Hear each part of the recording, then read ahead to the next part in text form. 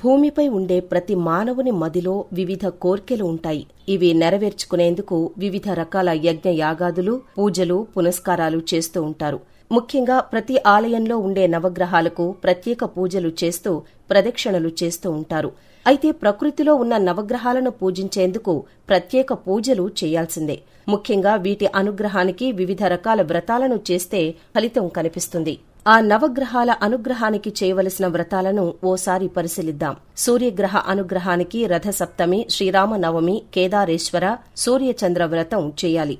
అలాగే చంద్రగ్రహానికి అమావాస్య సోమతి వ్రతం, కృష్ణాష్టమి వ్రతం, సోమవార వ్రతం, కుజుడు అనుగ్రహానికి నాగుల చవితి, నాగపంచమి, అంగారక చవితి, కాత్యాయని వ్రతం, కుజగౌరి వ్రతం చేయాలి. బుధుడు అనుగ్రహానికి శ్రీ అనంత పద్మనాభ వ్రతం, శ్రీ సత్యనారాయణ వ్రతం, తులసి వ్రతం, గురుగ్రహానికి శ్రీ సత్యసాయి వ్రతం, శ్రీ సత్యదత్త వ్రతం, త్రినాథ వ్రతాలను చేయాల్సి ఉంటుంది.